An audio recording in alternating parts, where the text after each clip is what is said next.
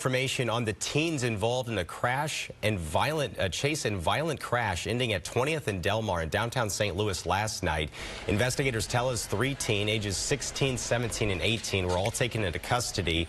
One of them remains hospitalized. Police believe they were connected to a series of carjackings this week, as well as a shooting near Compton and Itasca, where 38-year-old Kate Johnson died on Tuesday night. Police believe that incident was an attempted carjacking. That incident is just one of several involving underage kids committing crimes in the metro area. We've seen especially large amounts of cases like this in the city of St. Louis, and Missouri lawmakers hope a new bill could change this. The News 4's Gabriela Vidal dives into that proposal that also takes aim at the city prosecutor. Gabby? Yeah, Corey and Sam, most people who spoke out during today's hearing on House Bill 301 focused on their concerns or support for the amendment allowing the governor to appoint a special prosecutor to tackle the backlog of cases pending at the circuit attorney's office. But the legislation also hopes to tackle an ongoing challenge with holding juveniles accountable. What happens in St. Louis and some of our more urban areas affect the entire state. It affects our economy. It affects the decision for people to send children to our schools. In a sweeping piece of legislation, Republican Representative Lane Roberts aims to target some of St. Louis City's most pressing concerns with public safety. There's been a lot of incidents in the St. Louis City area. Most recently, a lot of carjackings happening on our parking lots. We are very concerned for our customers and for our employees. We need help.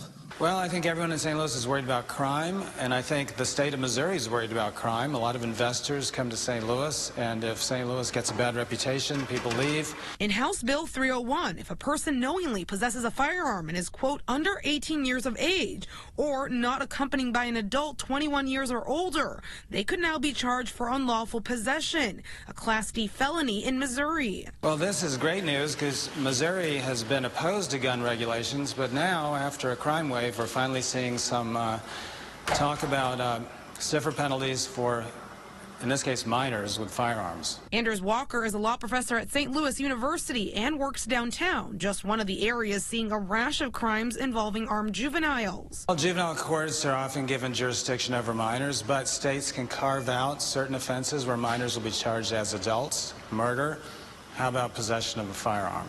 News 4 reached out to the mayor's office and police department for comment on this bill and its efforts to target both juvenile crime and backlog cases, but both declined to comment. We need to make sure that when individuals commit crimes that they are prosecuted. We also need to make sure that there are criminals that all they're going to do is commit crimes when they're free. We need to put them in jail.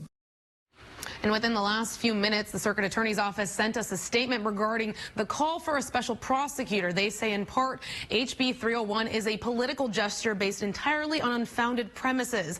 The notion that anything presented in the bill will improve our violent crime situation is ridiculous. It defies logic to think the creation of a duplicative department that's totally devoid of the relationships, institutional knowledge, criminal justice partnerships, and experience required to prosecute these complex cases would do anything to curb crime.